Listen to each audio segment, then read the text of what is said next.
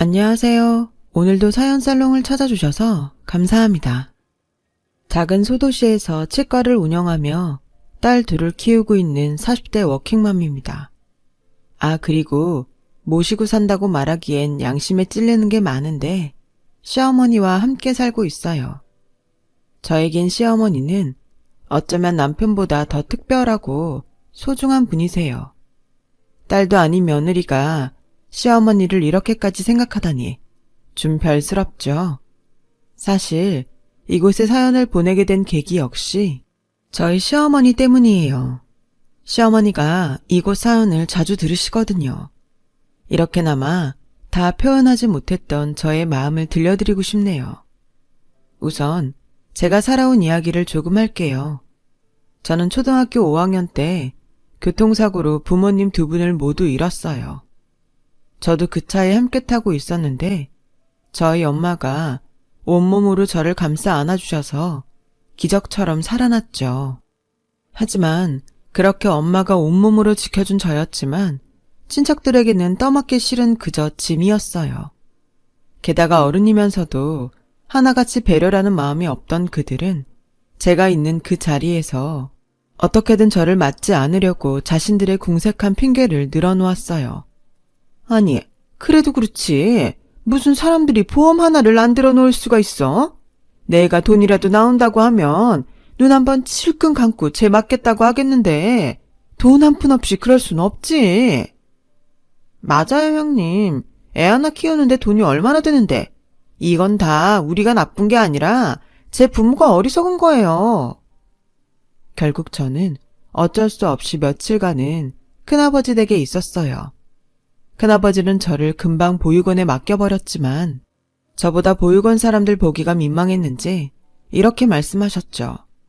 지수가 미안하다. 큰아빠가 능력이 조금만 있었더라면 너를 끝까지 데리고 있을 텐데 여기서 조금만 참고 기다리렴. 내가 금방 너를 데리러 올 거야. 알았지? 알긴요. 아니, 알았어요.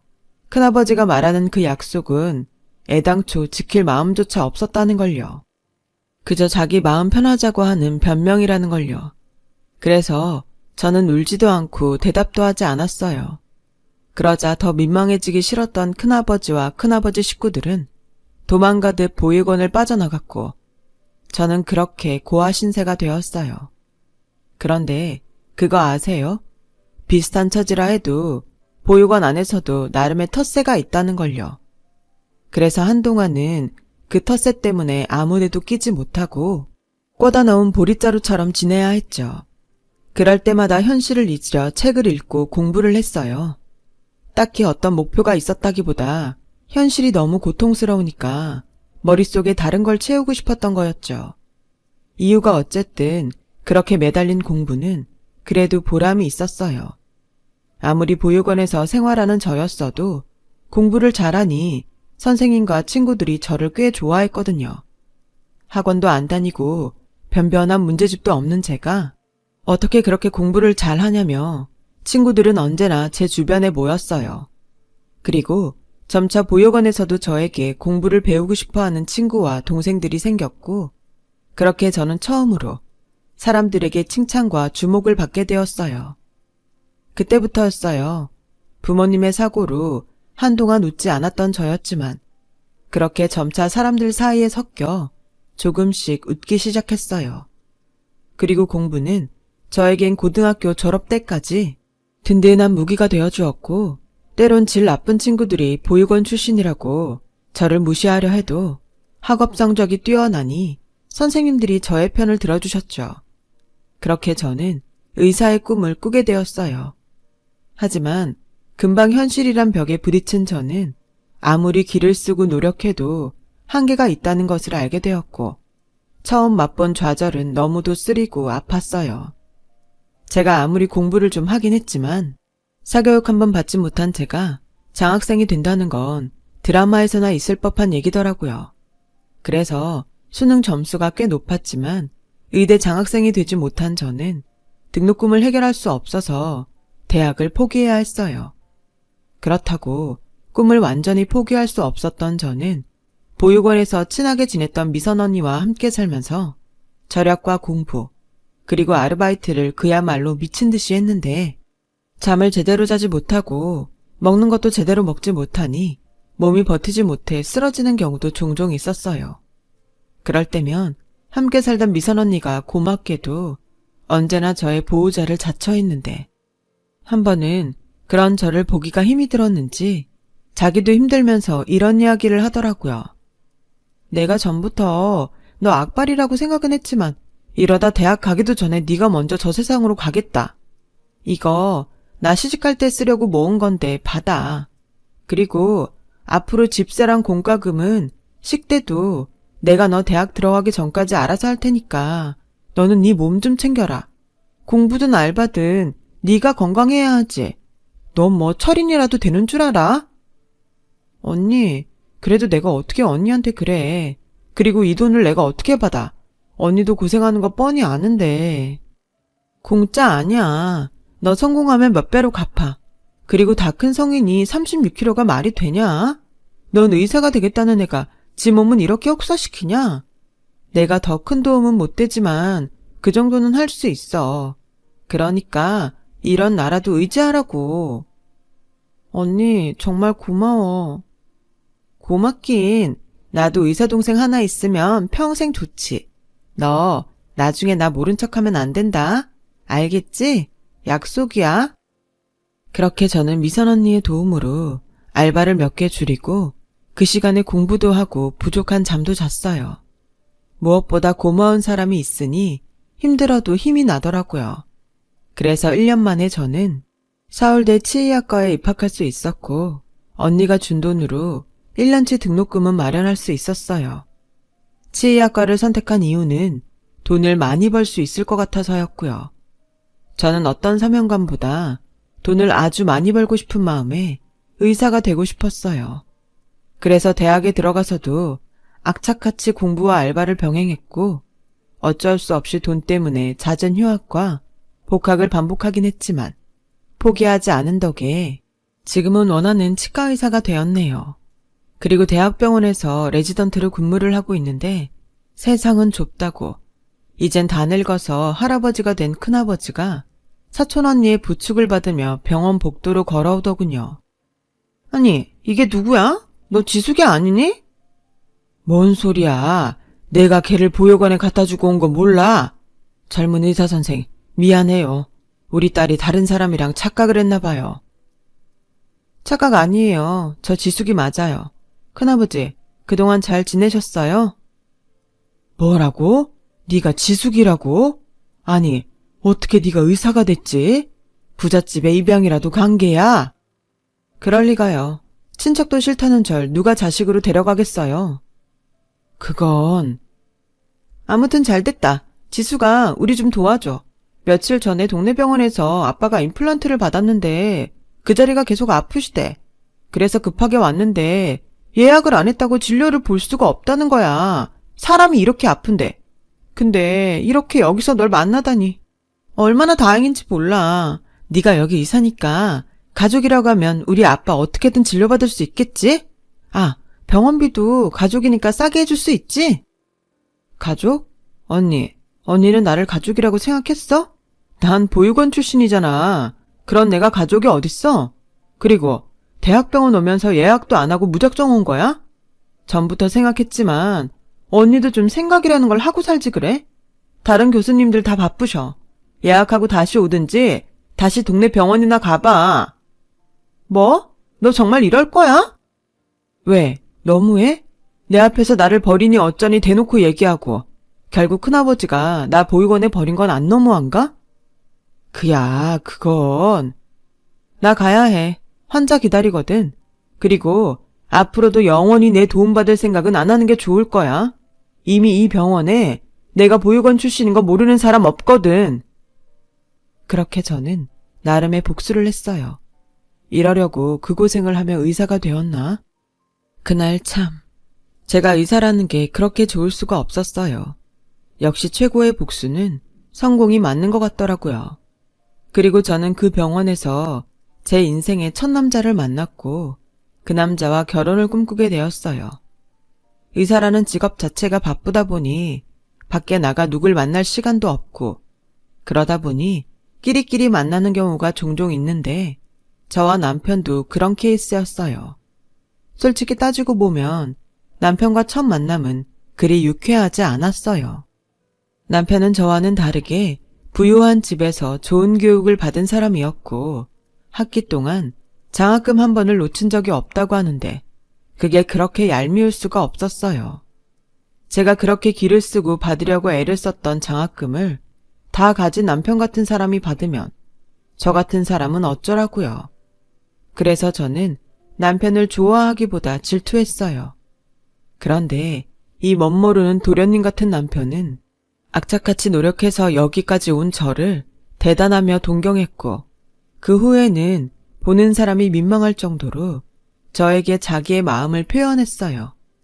그동안 힘들었던 시간만큼 자신이 행복하게 해주겠다고요. 어쩌면 참 뻔한 고백이었는데 여태 저한테 그런 말을 한 사람이 없어서인지 저는 그 뻔한 고백이 좋았어요. 그리고 그즈음 함께 살던 미선 언니한테 남편에 관한 이야기를 했는데 어쩐 일인지 표정이 내내 어두웠던 언니가 그날은 활짝 웃으면서 잘 됐다고 제 손을 잡아주는데 손이 너무 차가워서 깜짝 놀랐어요. 언니, 그러고 보니까 요즘 안색이 왜 그렇게 안 좋아? 병원 가봤어? 아니다. 내일이라도 당장 우리 병원 와. 내가 접수해 놓을게. 언니, 여태 건강검진 한 번도 안 받아봤지? 미안, 내가 의사인데. 바쁘다고 언니한테 도통 신경을 못 썼네. 아니야, 나 괜찮아. 요즘 다이어트 하느라 그래. 그리고 내 나이가 몇인데 건강검진을 받냐. 건강검진에 나이가 어딨어. 진짜 괜찮아? 언니가 뺄 살이 어딨다고 다이어트를 해. 나한테 몸 안 챙긴다고 무섭게 화내더니 자기는 이게 뭐냐? 그랬네. 알았어. 그러는 의미에서 우리 치킨 시켜 먹을까? 다이어트 때려치우지 뭐. 언니가 살 테니까 그만 화내라. 그때 억지로라도 언니를 병원에 데리고 갔어야 했는데 미선 언니는 그때 다이어트를 했던 게 아니고 위암으로 도통 먹지를 못한 거였어요. 의사 동생 덕보겠다고 하더니 저한테 부담이 될까 혼자 끙끙거리다 병을 키운 꼴이었죠. 제가 집이라도 자주 왔었다면 언니의 병을 몰랐을 리가 없는데 저는 미선 언니를 그렇게 허망하게 보내고 미안하고 또 미안해 며칠을 울고 또 울었어요. 부모님 다음으로 가족이라고 생각한 유일한 사람이었으니까요. 그래서 꼭 성공해서 언니한테 못다한 마음의 빚을 갚고 싶었는데 이젠 그럴 수 없다는 절망에 저는 맥없이 무너지고 말았어요. 그때 당시 전문의 과정을 밟고 있던 저도 한참 중요한 시기였는데 미선 언니를 떠나보내고 그게 다 무슨 소용인가 허망한 기분이 들었어요. 그때 남자친구였던 남편이 저를 많이 위로해 주었죠. 미선 언니 역시 가족이 없던 고아였기에 빈손은 더욱 썰렁했지만 마지막까지 내가 언니의 가족으로서 끝까지 함께하겠다는 일념으로 3일을 버텼어요. 그러다 언니의 유품을 정리하던 때 뜻밖의 언니가 남긴 편지를 발견하게 되었고 언니는 필히 제가 이 편지를 찾아서 보게 될 거라는 걸 알았던 것 같았어요. 편지 속의 미선 언니는 저한테 말은 하지 않았지만 보육원을 나온 이후 계속 자신을 낳아준 엄마를 찾아다녔다고 했어요.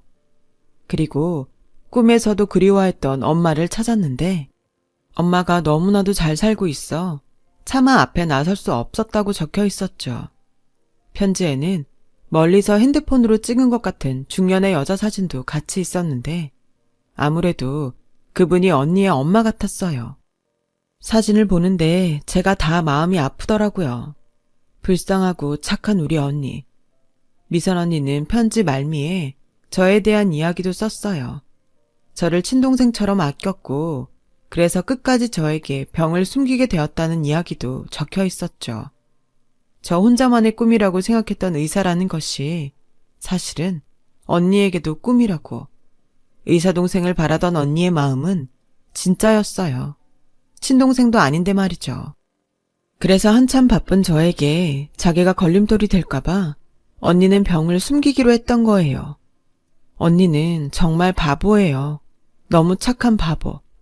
언니라면 얼마든지 제 인생에 걸림돌이 돼도 되는데 저는 그 편지에 몇 날 며칠을 울었어요. 언니가 보고 싶고 언니한테 미안하고 언니한테 고마워서요. 그리고 다시 마음을 다잡고 저는 병원으로 갔어요. 저 못지않게 언니도 바랬던 꿈이라면 더욱 의사가 돼야겠다고 생각했죠. 그래서 그때 남편에게 헤어지자고 이별 통보를 했어요. 제가 연애하며 행복했던 그 시간에 언니는 혼자 병마와 싸우며 힘들었다고 생각하니 더 이상 남편과의 연애를 이어갈 수 없겠더라고요. 하지만 남편은 왜 자기가 저와 헤어져야 하냐며 싫다고 했어요. 자기는 몇 년이 걸려도 꼭 저와 결혼하고 싶다면서요. 생각해보면 남편은 참 한결같았어요. 모든 것이 부족하고 열등한 저를 기다려주고 사랑해줬으니까요.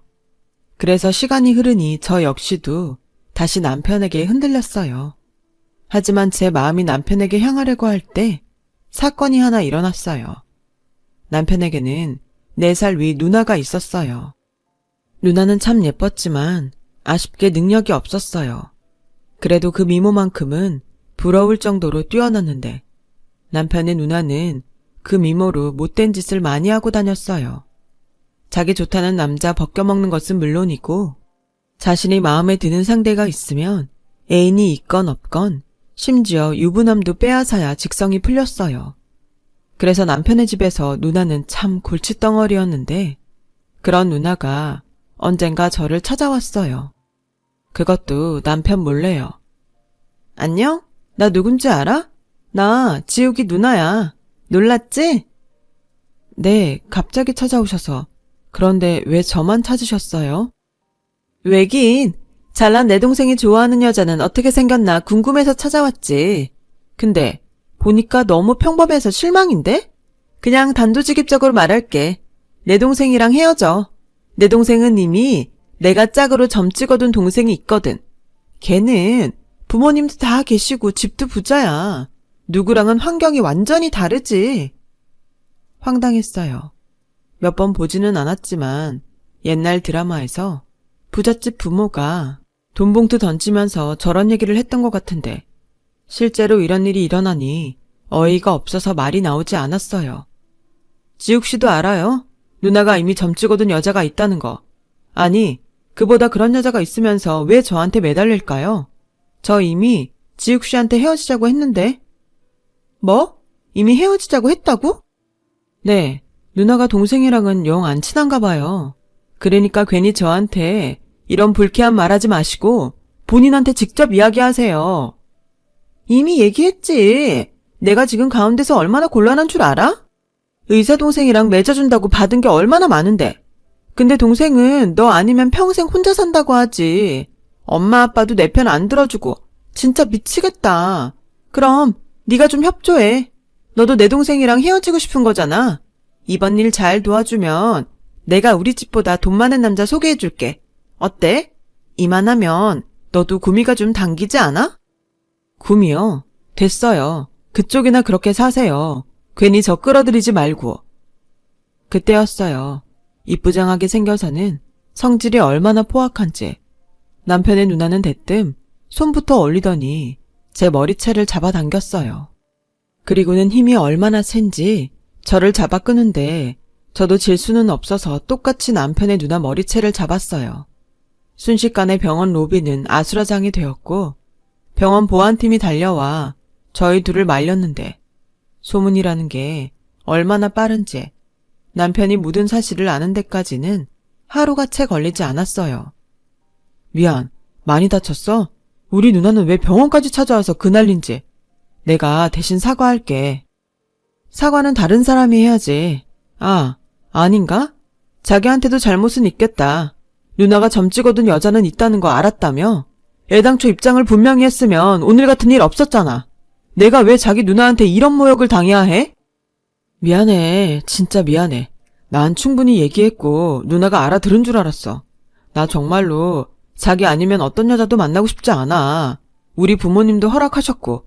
그러니까. 그래서 뭐, 이 꼴을 당하게 해놓고 자기랑 계속 만나라고? 난 싫어. 내가 왜? 자기야, 자기 언니 일로 마음 아픈 거 알아. 근데 내 생각은 해봤어. 난 뭐 아무 이유 없이 자기가 헤어지자고 하면 그냥 받아들여야 해? 내 마음이 자기한테는 고작 그 정도였어? 나 고아라 그래. 내 마음 하나 둘 곳이 없는데 누구 마음을 받아주겠어? 처음부터 내 주제에 연애를 한 게 사치야. 그러니까 차라리 자기 누나 말대로 다른 여자 만나. 그게 자기한테도 좋을 거야. 실망이다. 아니 어떻게 그런 머리로 의대를 들어왔어? 사람 마음이 그렇게 마음대로 돼? 자기도 알지? 지금 얼마나 유치하고 말도 안 되는 소리 하는지. 난 고아든 부잣집 딸이든 김지숙 너를 좋아하는 거야. 너라서 좋은 거라고. 전 그 말에 눈물이 왈칵 났어요. 분명 남편은 화를 내고 있었는데 기분이 나쁘기는커녕 이런 사람을 내가 또 만날 수 있을까? 흔들렸죠. 그래서 헤어지겠다는 마음을 고쳐먹고 일에는 최선을 다하며 남편에게는 솔직하게 대하려 노력했어요. 그러자 자신의 뜻대로 되지 않아 심통이 났는지 남편의 누나는 자신을 추종하는 남자들을 서너 명 데리고 나타나 저를 겁박하려 들었고 그날따라 불안한 예감이 들었다는 남편은 뒤늦게 저를 쫓아와 그 순간을 목격해 한바탕 싸움이 벌어졌었어요. 그 결과 저는 천만다행이었지만 남편은 전치사주라는 진단을 받게 되었어요. 당연히 남편의 집은 난리가 났고 누나라는 사람은 자신의 아버지한테 호되게 혼이 났는데 뒤늦게 소식을 들은 남편의 어머니, 그러니까 지금의 시어머니가 놀란 모습으로 병원으로 달려오셨어요. 그리고는 남편 상태를 보시고는 크게 다치지 않아 다행이라고 하셨고 어쩐지 쭈뼛쭈뼛해 보이는 자신의 딸에게 다가가더니 아버지와 다르게 이렇게 말씀을 하더라고요. 너는 다친 데 없어. 예쁜 얼굴 상하면 어쩌려고. 당신은 지금 애를 혼을 내야지. 그게 할 소리야? 이게 세상 무서운 줄 모르고 이 사단을 만들었다고. 아휴, 진짜 딸 하나 있는 게 뭔 사고를 그렇게 치는지. 아가씨, 미안해요. 내가 이 애비로서 면목이 없어요. 우리 아들이 좋아하는 여자 앞에서 초면에 이게 무슨 꼴인지. 딸 자식 잘못 키운 내 잘못이에요. 아빠는 지금 딴 년 앞에서 딸 망신시키는 거야? 아빠는 아들만 소중해. 나 같은 딸은 필요 없는 거야? 거봐, 내가 아빠 재혼할 때부터 알아봤어야 했어. 내가 그때 엄마 따라 집을 나갔어야 했는데. 지은아, 무슨 그런 말이 있어. 아버지가 속상해서 하는 소리지. 가식 좀 그만 떨어요. 아줌마도 지우기 낳고 완전 기세등등이잖아. 나한테서 아빠도 뺐고 우리 집 재산도 뺏은 사람이 누군데? 너 지금 그게 무슨 말버릇이야? 여보, 그만해요. 여기 병원이에요. 지우기 많이 다친 것도 아닌데 당신도 그만하고 지은이 너도 그만해. 아가씨, 우리가 딸 대신 사과할게요. 오늘 많이 놀랐죠? 일을 어쩌면 좋아. 근데 우리 애가 정말 나쁜 애는 아니에요. 그건 믿어줬으면 좋겠어요. 지금도 또렷이 기억나요. 어찌나 제 앞에서 쩔쩔매시던지. 보는 제가 다 민망할 정도였죠. 그런데요, 묘하게 인상이 낯익던 그 얼굴은 놀란 마음을 뒤로 하고 집에 와서야 누군지 알게 된 거 있죠. 미선 언니가 차마 엄마라고 불러보지도 못했던 그분. 미선 언니의 친엄마셨어요. 저는 12시가 넘은 시간이었지만 사진과 언니의 편지를 들고 미친 듯이 남편이 있는 병원으로 뛰어갔어요. 그리고 남편에게 사진과 편지를 건네며 언니 이야기를 들려줬는데 남편의 얼굴이 하얀 종이처럼 하얗게 변하더군요. 그리고는 믿기 어려운 사연들을 듣게 되었어요. 사실 우리 엄마 재혼하기 전에 딸이 있었어. 부끄러운 얘기지만 남편도 없이 낳은 사생아야. 어렸던 엄마는 일단 급한 대로 외갓집에 딸을 맡겼다고 했는데 나중에 데리러 가니까 이미 다른 지역 보육원에 그 딸을 두고 왔다고 그러더래. 그리고는 절대 어디 보육원인지 말을 안 해주셨는데 그래서 우리 엄마 딸을 찾느라고 한동안 전국 방방곡곡을 찾아다녔다나 봐. 그런데 그런 딸이 자기가 친언니처럼 따르던 그분이었다니. 안 되겠다. 엄마한테 알려야겠어. 분명 충격받긴 하겠지만. 알려드리자. 나 언니가 못 전한 그 마음 꼭 전달하고 싶어. 꼭 말하고 싶어. 그래, 그러자. 저는 그날 저녁 그러면 안 되는데 병원에 허락도 없이 남편이랑 남편의 집에 갔어요. 그리고 미선 언니의 편지와 사진을 본 언니의 친엄마이자 지금의 저희 시어머니는 목이 찢어져라 대성통곡을 하셨는데 애 끓는 듯 눈다는 그 표현이 어떤 표현인지 그날 알겠더라고요. 그리고 남편의 예상대로 시어머니는 충격에 쓰러지셨고 남편과 함께 병원 신세를 지게 되셨어요. 병원에 있는 동안 저는 미선 언니가 어떤 사람이었는지 또 어떻게 살았는지 등을 이야기하느라 남편보다도 시어머니 병실에 더 많이 들락날락했어요. 그러다 보니 시어머니와 저는 자연스레 친해지게 되었고 그날도 여느 때처럼 미선 언니의 이야기를 들으신 시어머니는 제 손을 꼭 잡더니 이렇게 말씀하셨어요. 지수가 고마워. 네가 있어서 얼마나 다행인지 몰라. 미선이를 생각하면 나는 한없이 죄인이지만 미선이 옆에 지숙이라는 동생이 있어서 너무 다행이야. 그런데 있잖아. 우리 이제 이 얘기는 그만하자. 나는 평생 잊지 않고 살 거지만 나한테는 너도 알다시피 또 다른 딸이 있어. 너는 싫을지도 모르지만 지은이를 생각하면 나는 마음이 여간 쓰이는 게 아니다. 사실 지은이는 누구보다 외롭고 무서웠을 거야. 어느 순간 친엄마가 사라졌고 새엄마라고 내가 나타났으니까. 그래서 지우기도 낳지 않으려고 했는데 사람 일이 이렇게 다 내 마음 같지 않다. 아주머니는 친딸도 아닌데 왜 그렇게 지욱씨 누나를 감싸세요? 불쌍해서요? 처음엔 그런 마음도 있었어. 그러다 어디 있을지도 모를 내 딸을 대신하기도 했고 그 마음의 빚을 지은이한테 잘해주는 걸로 갖고 싶었는지도 몰라. 그러니까 처음부터 내 잘못이지. 내가 지은이를 온전히 지은이로 받아줬다면 지은이도 날 엄마로 받아줬을 텐데 지금은 그게 많이 후회돼. 모녀가 참 닮았어요. 아주머니랑 미선 언니는 너무 착해요. 지욱씨 누나가 이런 아줌마 마음을 꼭 알았으면 좋겠는데 언젠가는 그럴 날이 오겠지? 그나저나 넌 언제까지 날 아줌마라고 부를 생각이야? 너 내 아들이랑 연애하는 거 아니었니? 네? 어머니라고 불러야지. 엄마라고 불러도 좋고. 그래도 제가 어떻게. 우리 아들은 지숙이 아니면 장가도 안 간다고 하던데. 그러지 말고 이만 받아줘라. 응? 난 우리 인연이 여기서 끝나지 않았으면 좋겠어. 우리 가족이 되면 안 되겠니? 저는 어쩌면 남편의 한결같은 고해보다 시어머니의 가족이 되자는 그 한마디에 홀랑 마음을 뺏겼는지도 몰라요. 생각해보니 제가 고아가 된 그 순간부터 까맣게 잊고 있던 말이 가족이더라고요. 나한테도 가족이 생길 수 있다니. 게다가 그 연결고리가 너무나도 고마운 미선 언니라니. 저는 처음으로 욕심이 나기 시작했어요. 그래서 남편과의 결혼을 결심했죠. 남편의 누나를 생각하면 쉽게 용서가 되지 않지만 시어머니의 바람대로 병원에서 저와 시어머니의 이야기를 엿들었던 남편의 누나, 즉 시누이는 꽤나 충격을 받은 듯 했어요. 시어머니의 마음을 자기 멋대로 가식이라고 평생을 믿고 살아왔다가 제대로 뒤통수를 맞은 거였죠. 저렇게 좋은 분을 알아보지도 못하다니. 처음부터 알아봤지만 시누이는 사람 보는 눈이 없는 게 분명해요. 그리고 시누이는 그동안 자신이 잘못 생각하고 삐뚤어지게 행동한 것을 시어머니한테 용서를 빌었고 저에게도 진심이 아닌지 모르지만 제가 자기보다 뛰어난 것도 없으면서 의사라 자신만만한 게 자기의 열등함을 자극했다고 미안하다고 했어요.